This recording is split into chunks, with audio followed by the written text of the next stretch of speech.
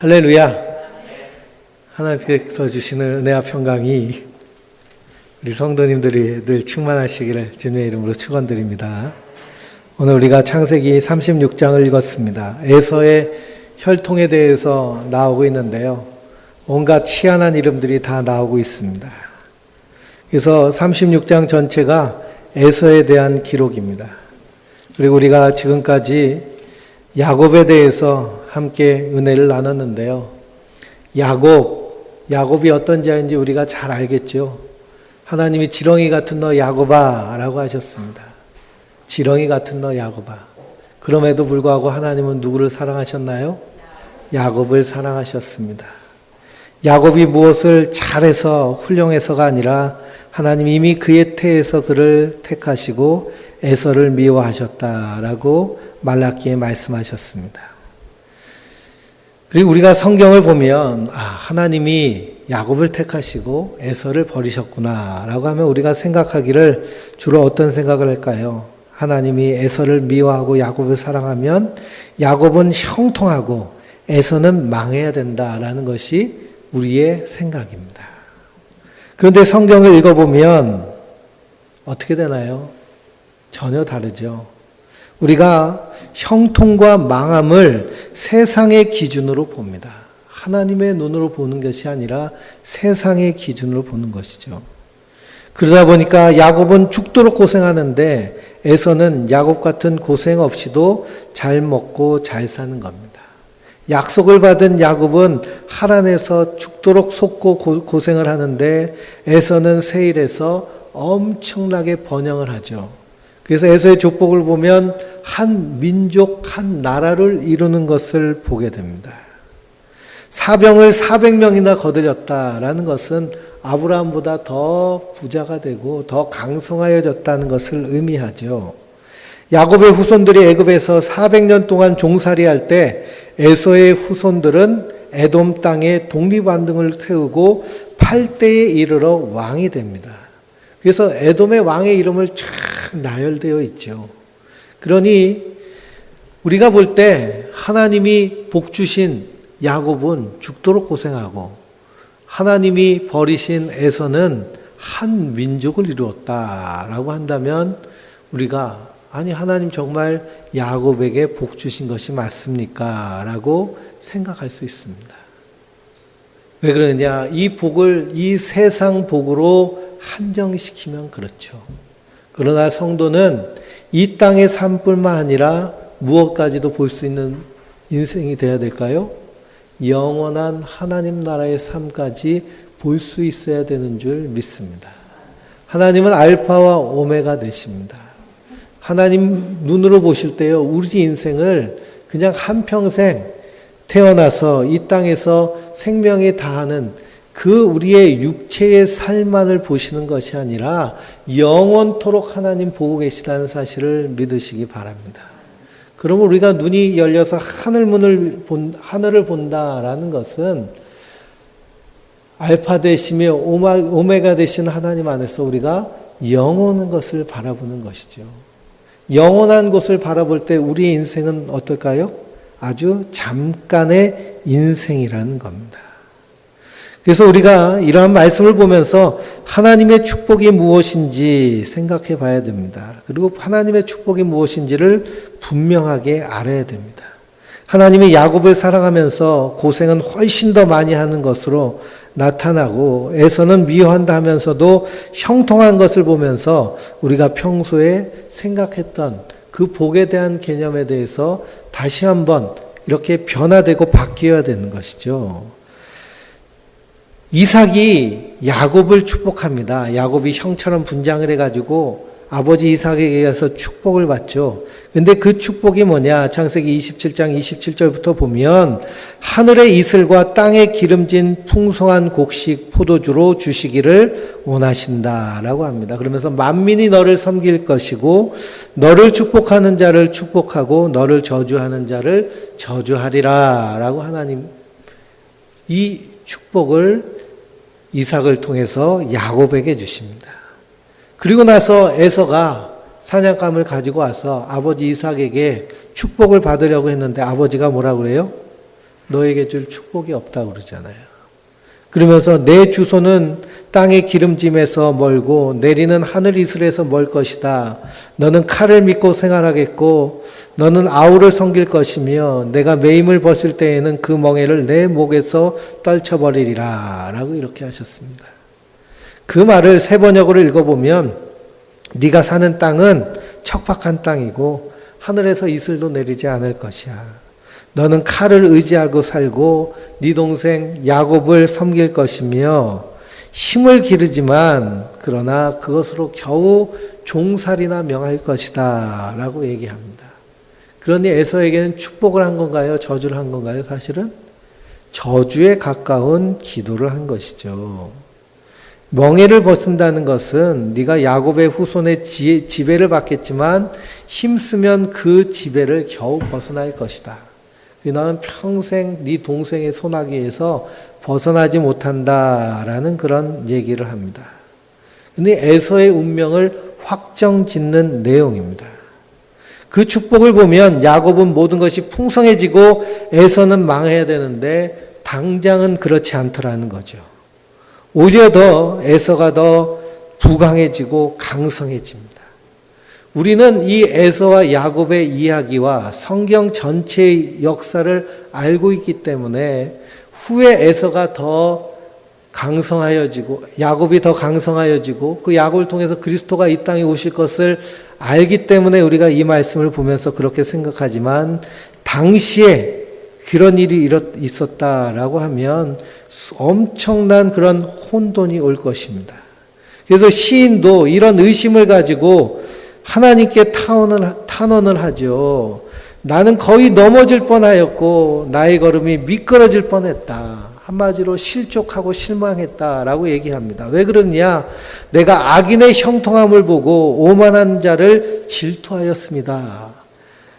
내가 악인들은 죽을 때 고통 없이 죽고 그 힘이 강건하고 그리고 악인은 더 살찌고 되는 일마다 잘 되니 이게 어떻게 되는 일인가 하면서 하나님께 따졌다는 겁니다. 이 시편 73편에 나오는 내용이거든요. 악인의 형통함을 보고 시인은 실족했습니다. 우리도 이 땅에 살면서요. 악인의 형통함을 보며 실망할 때가 많이 있죠. 아니 저 사람은 저렇게 악하게 사는데 하나님 정말 살아계신 것인가? 왜 저 사람은 저렇게 부유하고 잘 되고 다 미꾸라지처럼 피어나가고 저렇게 승승장구하는가라고 생각하는 것이 우리의 생각일 겁니다. 그러나 시인은 결국 성소에서 나가면서 그 결국을 알았다라고 고백을 합니다. 그건 뭐냐? 영원하지 않다는 것이죠. 이 땅의 것이 다가 아니라는 겁니다. 이 땅 이후의 것이 있다는 겁니다. 우리가 연약한 육신의 몸을 가지고 이 땅을 바라보고 있기 때문에 우리의 시각은 좁지만 하나님 보시는 시각은 어떠실까요? 알파와 오메가 되십니다. 하나님의 눈은 악인이 형통한 것처럼 보이지만 그러나 결국에는 심판 앞에 서는 것이 하나님 보시는 그들의 시각입니다. 그래서 결국 그들은 망하게 되는 것입니다.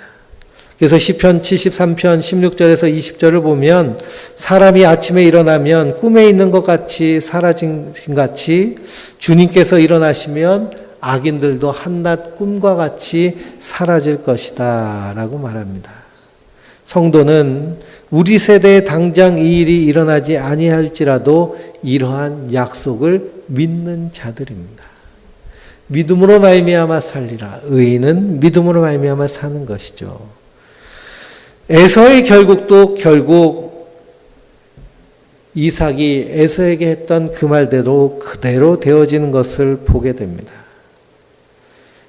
악인이 당장은 형통한 것 같지만 결국에는 채소와 같이 풀의 꽃과 같이 금방 쇠잔해지는데요. 그래서 야곱의 후손들이 애굽에서 400년 동안 종살이할 동안 에서의 후손들은 족장으로 왕으로 에돔에서 살았습니다.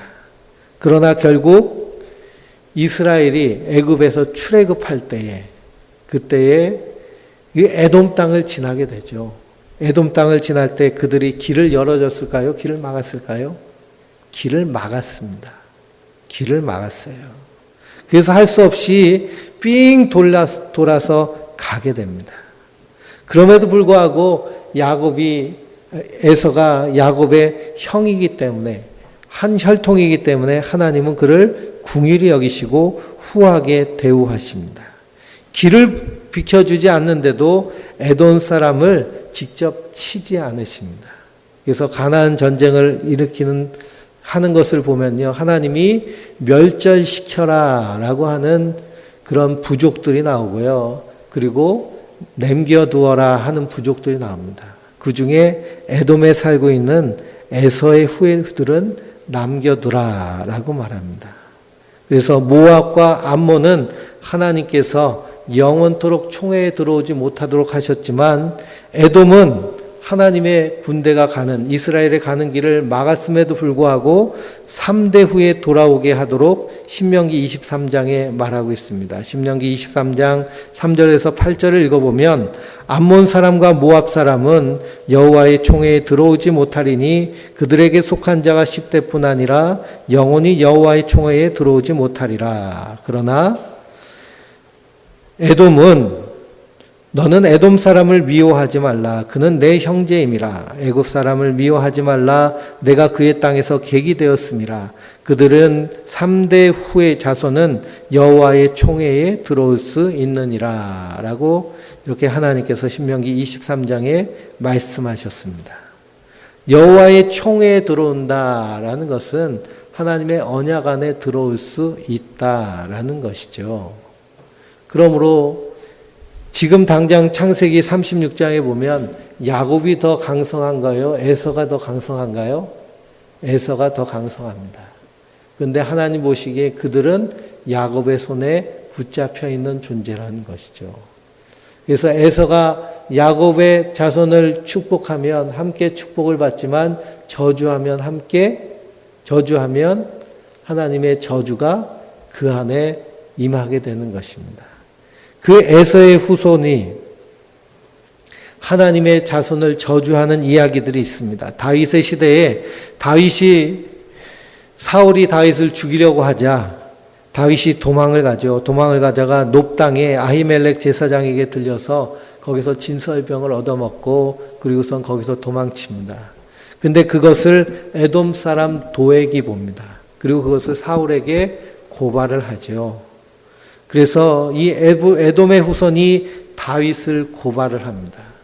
그것 때문에 아히멜렉과 제사장들이 죽임을 당하고 다윗은 큰 어려움을 당합니다.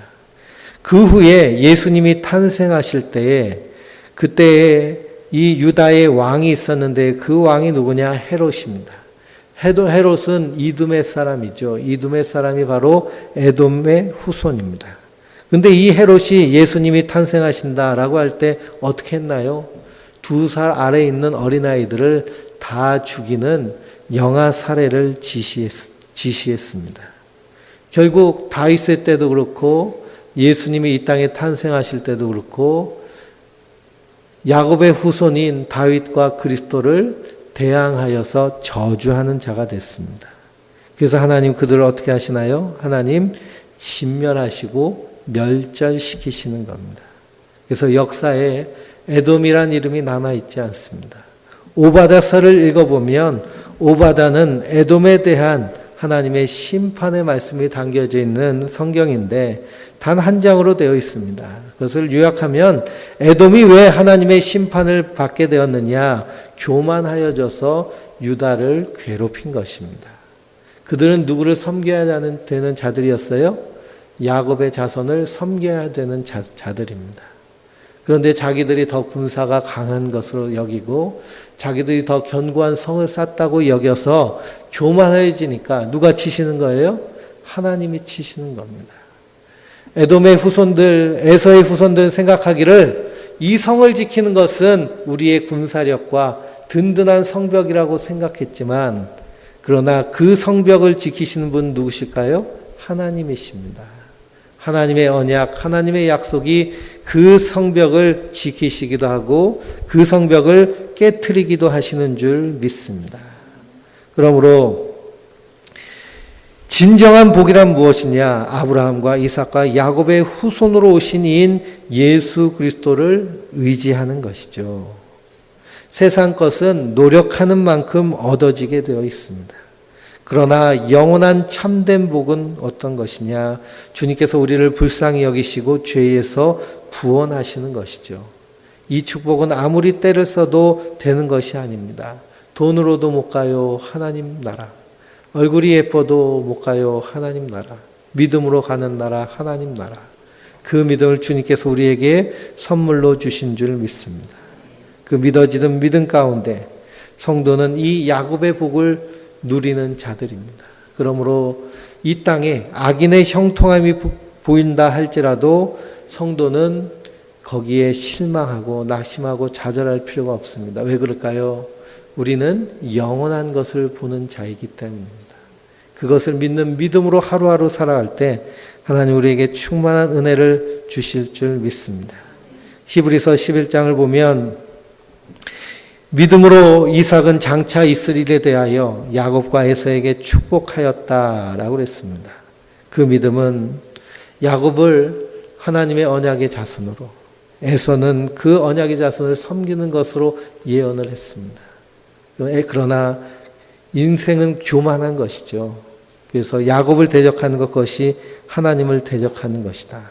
그러므로 참된 복, 우리에게 이 참된 복이 있는데 이 참된 복을 이 땅에서 누리며 그리고 영원한 하나님 나라에 이르기까지 히브리서 12장 15절에서 17절을 보면 너희는 하나님의 은혜에 이르지 못하는 자가 없도록 하고 또 쓴뿌리가 나서 괴롭게 하여 많은 사람이 이로 말미암아 더럽게 되지 않게 하며 음행하는 자와 곧 한 그릇 음식을 위하여 장자의 명분을 판 에서와 같이 망령된 자가 없도록 살피라 라고 말하고 있습니다. 항상 우리 자신을 살펴서 거룩함과 순결함을 지키는 하나님의 사람들 되시길 주님의 이름으로 축원드립니다.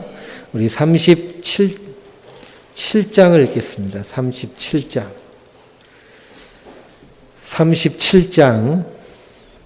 한 절씩 교독하면서 읽겠습니다. 야곱이 가나안 땅 곧 그의 아버지가 거류하던 땅에 거주하였으니 야곱의 족보는 이러하니라. 요셉이 17세 소년으로서 그의 형들과 함께 양을 칠 때 그의 아버지의 아내들 비라와 실바의 아들들과 더불어 함께 있었더니 그가 그들의 잘못을 아버지에게 말하더라. 요셉은 노년에 얻은 아들이므로 이스라엘을 여러 아들보다 그를 더 사랑함으로 그를 위하여 채색 옷을 지었더니 그의 형들이 아버지가 형들보다 그를 더 사랑함을 보고 그를 미워하여 그에게 편안하게 말할 수 없었더라. 요셉이 꿈을 꾸고 자기 형제에게 말하며 그들이 그를 더욱 미워하였더라.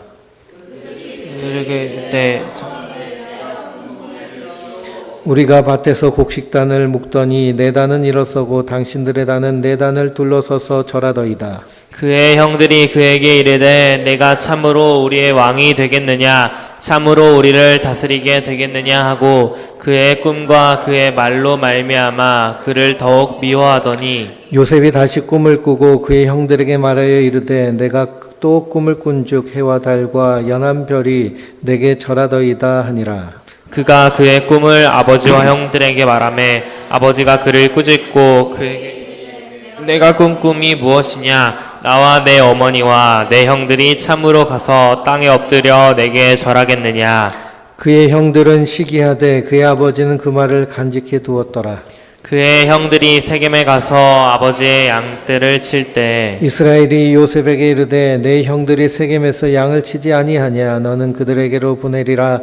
요셉이 아버지에게 대답하되 내가 그리하여 하겠나이다. 이스라엘이 그에게 이르되 가서 내 형들과 양떼가 다 잘 있는지를 보고 돌아와 내게 말하라 하고 그를 헤브론 골짜기에서 보내니 그가 세겜으로 가니라. 어떤 사람이 그를 만난즉 그가 들에서 방황하는지라. 그 사람이 그에게 물어 이르되 내가 무엇을 찾느냐. 그가 이르건대 내가 나의 형들을 찾아오니 청하건대 그들이 양치는 곳을 내게 가르쳐 주소서. 사람이 이르되 그들이 여기서 떠났느니라. 내가 그들의 말을 들으니 도단으로 가자 하더라 하니라. 요셉이 그의 형들을 뒤를 따라가서 도단에서 그를 만나니라. 요셉이 그들에게 가까이 오기 전에 그들이 요셉을 멀리서 보고 죽이기를 꾀하여 서로 이르되 꿈꾸는 자가 오는도다. 자 그를 죽여 한 구덩이에 던지고 우리가 말하기를 악한 짐승이 그를 잡아 먹었다 하자. 그의 꿈이 어떻게 되는지를 우리가 볼 것이니라 하는지라. 루벤이 듣고 요셉을 그들의 손에서 구원하려 하여 이르되 우리가 그의 생명은 해치지 말자. 르우벤이 또 그들에게 이르되 피를 흘리지 말라. 그를 광야 그 구덩이에 던지고 손을 그에게 대지 말라 하니 이는 그가 요셉을 그들의 손에서 구출하여 자기 아버지께로 돌려보내려 함이었더라. 요셉이 형들에게 이름에 그의 형들이 요셉의 옷구에 입힌 채색 옷을 벗기고 그를 잡아 구덩이에 던지니 그 구덩이는 빈 것이라. 그 속에 물이 없었더라. 그들이 앉아 음식을 먹다가 눈을 들어본즉 한 무리의 이스마엘 사람들이 길르앗에 쏘는데 그 낙타들의 향품과 유약과 모약을 싣고 애굽으로 내려가는지라. 유다가 자기 형제에게 이르되 우리가 우리 동생을 죽이고 그의 피를 덮어둔들 무엇이 유익할까? 자 그를 이스마엘 사람에게 팔고 그에게 우리 손에 대지 말자. 그는 우리의 동생이요 우리의 혈육이니라 하매 그의 형제들이 청종하였더라. 그때 미디안 사람 상인들이 지나가고 있는지라. 형들이 요셉을 구덩이에서 끌어올리고 은 20에 그를 이스마엘 사람들에게 팔매 그 상인들이 요셉을 데리고 애굽으로 갔더라. 루벤이 돌아와 구덩이에 이르러 본즉 거기 요셉이 없는지라 옷을 찢고 아우들에게로 돌아와서 이르되 아이가 없도다. 나는 어디로 갈까? 그들이 요셉의 옷을 가져다가 숫 염소를 죽여 그 옷에 피에 적시고 그의 채색 옷을 보내어 그의 아버지에게로 가지고 가서 이르기를 우리가 이것을 발견하였으니 아버지 아들의 옷인가 보소서 하매 아버지가 그 알아보고 이르되 내 아들의 옷이라 악한 짐승이 그를 잡아먹었도다. 요셉이 분명히 찢겼도다 하고 자기 옷을 찢고 굵은 배로 허리를 묶고 오랫도록 그의 아들을 위하여 애통하니 그의 모든 자녀가 위로하되 그가 그 위로를 받지 아니하여 이르되 내가 슬퍼하며 수월로 내려가 아들에게로 가리라 하고 그의 아버지가 그를 위하여 울었더라. 그 미디안 사람들은 그 떡마퉁한 의 꿈도 해석해주는. 그래서 이 요셉을 볼 때 가장 큰 오해가 무엇이냐? 우리도 요셉처럼 큰 꿈을 가지고 그 꿈을 이루기 위해서 살자라고 말한 것, 이것이 가장 잘못된 요셉의 꿈에 대한 그런 해석입니다. 요셉의 꿈은요, 하나님이 요셉에게 계시로 주신 하나님의 계시입니다. 근데 사람들은 요셉이 꿈꿨으니 우리도 꿈꾸자 하면서 그렇게 꿈꾸며 살려고 하죠. 그래서 저 삿포로에 가면 삿포로 대학교가 있는데요. 거기에 식물학자인 클라키우스가 Boys be ambitious. 그래서 소년이여 야망을 가져라. 꿈을 가져라. 비전을 가져라. 그래서 어느 순간 갑자기 교회 안에서 비전 꿈 그러는데요. 요셉이 꾼 꿈은 하나님의 계시입니다. 하나님이 주신 꿈이죠. 하나님이 주셔야 받을 수 있는 꿈입니다. 내가 꾸겠다고 하나님 달라고 한다고 주시는 것이 아니죠. 우리에게 주신 하나님의 꿈은 무엇이냐? 바로 영원한 하나님 나라의 약속된 말씀. 말씀 안에서 우리는 꿈꾸는 자들인 줄 믿습니다. 하나님이 이 성경 계시의 말씀을 주시기 전에는 선지자를 통해서 말씀하시고 천사를 통해서 말씀하시고 꿈을 통해서 말씀하십니다. 그래서 꿈은요, 마귀가 주는 꿈은 없습니다. 마귀는 생각으로 역사합니다. 성경을 읽어보면 꿈속에 마귀가 나타나서 현몽하였다라는 얘기가 하나도 없죠. 꿈은 누가 사용하시는 도구예요? 하나님이 사용하시는 도구예요. 그래서 우리가 꿈에 대해서도 좀 민감하게 반응할 필요가 있습니다. 그래서 심리학자들이 꿈을 연구를 했어요. 이 뇌파와 그리고 여러 가지 꿈을 연구를 했는데요. 꿈 가운데도 과학적으로 해석이 가능한 꿈들이 있습니다. 그래서 우리가 꿈에 대해서도 함께 생각해 볼 필요가 있습니다. 하나님이 꿈을 통해서 역사하시죠. 그래서 요셉에게 꿈을 주십니다. 이 꿈은 하나님의 계시입니다. 계시란 가리워진 것을 열어 보인다라는 뜻을 담겨져 있습니다. 보이지 않는 것을 열어주시는 것이죠. 그래서 우리가 신약 성경 읽으면서 구약 성경 읽으면서 볼 수 없는 하나님의 일하심을 말씀을 통해서 어떻게 하고 있는 거예요? 보고 있는 줄 믿습니다. 요셉이 이 꿈을 꿨죠. 곡식단의 꿈, 그리고 하늘의 별과 해와 달의 꿈. 이걸 통해서 하나님이 요셉을 어떻게 사용하실지를 계시하여 주시는 겁니다. 그래서 그 계시를 통하여서 발견한 것은 무엇이냐? 하나님의 계시받은 자는 반드시 무엇이 일어날까요? 희생이 일어나는 겁니다. 하나님 계시받았다. 그래서 기도 많이 한다는 권사님들 계시받았다 그러면서 당신에게 하나님 계시를 주셨다 그러는데 성경 읽어보면요. 계시받은 자들은 다 어떤 삶을 살아요? 예? 희생의 삶을 사는 겁니다. 희생의 삶. 그래서 요셉의 인생을 그리스도의 모형으로 보는 그런 볼 수 있습니다. 그리스도의 모형으로 봅니다. 왜 그러냐? 그리스도가 희생하듯이 요셉의 희생으로 말미암아 이스라엘 12지파가 생명을 부지하였기 때문이죠. 구원을 받았기 때문이죠. 예수님이 은 30에 팔리셨듯이 요셉이 얼마에 팔렸어요? 은 20에 팔렸습니다. 그러니 요셉의 삶의 모형이 계시받은 자, 하나님의 언약 안에 있는 자, 그가 희생으로 나아가게 된다라는 사실이죠. 하나님의 언약 받았다. 기뻐하고 즐거워하는데 그 기쁨과 즐거움은 영원한 하나님 나라를 소망하며 바라보며 기쁨과 즐거움이죠. 지금 당장의 삶은 희생과 고난이 있다. 그것을 말미암아 성도를 정금과 같이 연단시키시고 이 땅에 소망을 두게 하지 않으시고 영원한 하나님 나라의 소망을 두게 하는. 그래서 이 땅에서 하늘을 살게 하시는 겁니다. 이 땅에서 세상의 가치를 가지고 사는 것이 아니라 이 땅에서 하나님 나라의 가치를 가지고 사는 거예요. 그것이 사랑의 삶이고 그것이 헌신의 삶이고 그것이 생명을 살리는 삶입니다. 이 땅의 사람들은 다 자기 배를 채우기 위해서인데 그 하늘의 꿈을 꾸는 사람들은 이 땅에서 내 배가 아닌 하나님을 기쁘시게 생명을 살리는 일을 위해서. 그래서 미래의 진로 계획을 짜을 때도 자기 인생을 위해서 진로를 계획하는 것이 아니라 어떻게 하면 하나님을 기쁘시게 드릴까. 거기에 목적을 두고 살게 되는 줄 믿습니다. 요셉에게 채색 옷을 입혔죠. 자기의 사랑하는 부인 라헬에게서 난 아들이기 때문에 특별히 사랑했습니다. 채색 옷을 입혔다라는 것은 족장, 장자의 권리를 그에게 주었다라는 것이고요. 그로 말미암아 하나님도 요셉을 통해서 장자가 해야 될 일을 하게 하신 것을 보게 됩니다. 이스라엘 장자는 누구 거예요? 하나님 거예요. 하나님. 이스라엘 장자는 하나님 것이기 때문에 하나님이 쓰시는 겁니다. 그래서 그리스도께서 우리의 장자가 되셔서 큰 형님이 되셔서 이 땅에 오셔서 십자가에 달려 죽으심으로 그 희생으로 그 형제된 성도들이 구원받은 줄 믿습니다.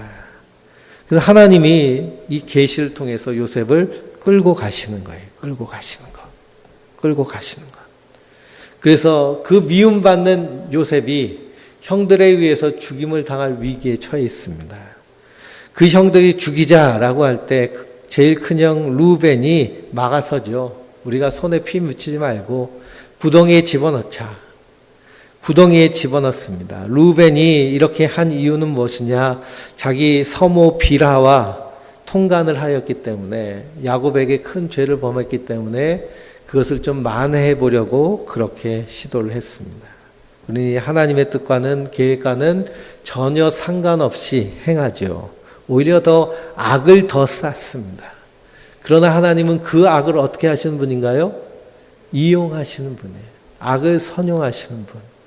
그러니까 우리가 주의 일을 할 때에 악한 자가 우리의 길을 방해하고 회방할 때 그와 더불어서 싸울 이유가 없는 것은 하나님은 그 악한 것을 어떻게 하시기 때문에요?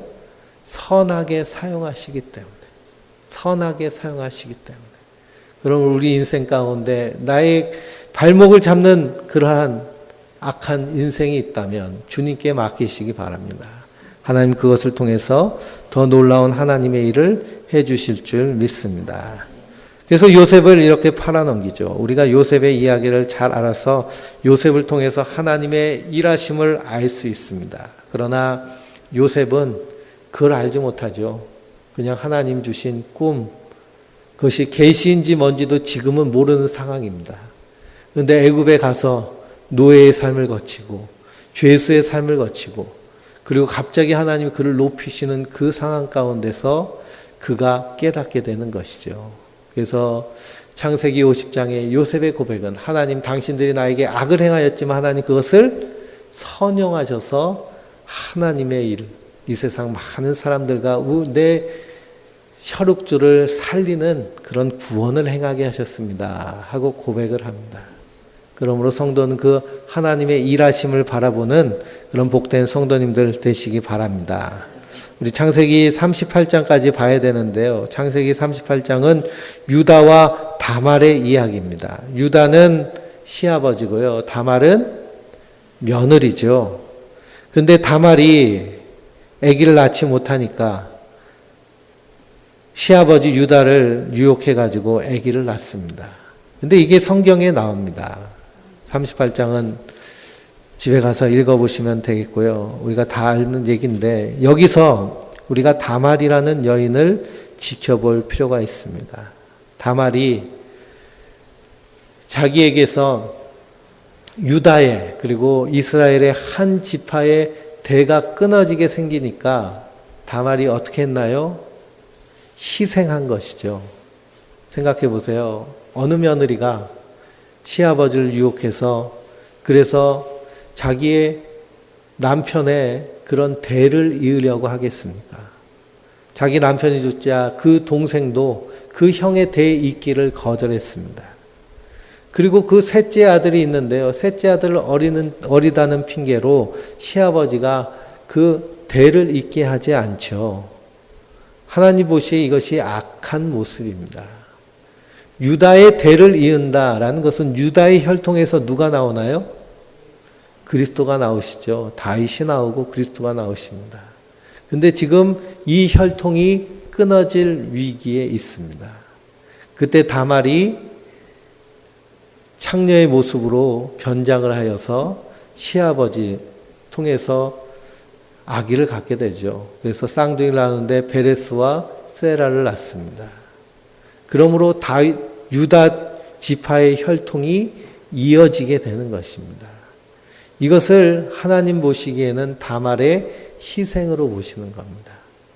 다말의 희생. 다말이 희생하여서 그래서 유다 지파의 끊어질 위기에 있는 혈통을 이어간 것을 귀하게 여긴 것이죠. 그래서 룻기를 읽어보면 보아스가 룻과 결혼을 합니다. 결혼하는데 사람들이 축복을 해요. 뭐라고 축복할까요?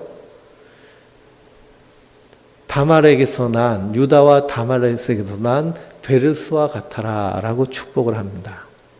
그러니 이 다말이 한 행위는요, 이 유교 문화에 있는 우리나라에서는 이게 정말 말도 안 되는 일이죠. 뿐만 아니라 이스라엘에서도 화형당할 일입니다. 그런데 이 화형당할 일을 감당하면서까지 희생한 것을 하나님은 귀하게 여기시는 겁니다. 마리아를 보세요. 마리아는 어떤 여인인가요? 예수님의 어머니 마리아는 아직 남자를 알지 못하는 처녀아이, 소녀였습니다. 근데 성령이 그를 통하여 잉태케 함으로 그리스도가 그를 통해 나죠. 사람들이 볼 때 뭐라 그래요? 미혼녀라고 그럽니다. 미혼모라고 그러죠. 미혼모는 지금도 손가락질하는데요. 과거에는 돌로 쳐서 죽였습니다. 우리 가문을 더럽혔다라고 하면서. 그런데 그 여인을 향하여서 천사는 뭐라고 할까요? 축복을 받은 여인이요. 그럽니다. 그 사가랴의 아내는 세례 요한을 잉태하고 그 마리아를 만날 때 하늘의 복이 너에게 임했다라고 축복을 합니다. 그러니 세상이 말하는 복과 하나님 보신 복은 완전히 다른 것이죠. 이 다말의 희생으로 말미암아 그리스도가 이 땅에 임하게 되는 것입니다.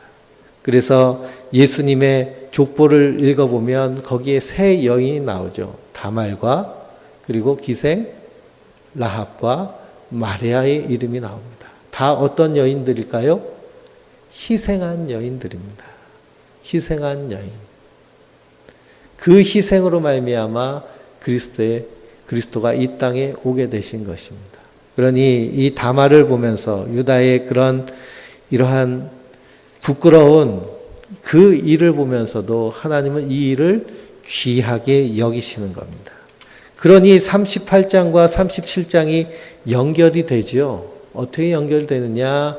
하나님의 일에는 반드시 희생이 있다라는 것입니다. 희생이 없이는 하나님의 일이 이루어지지 않습니다.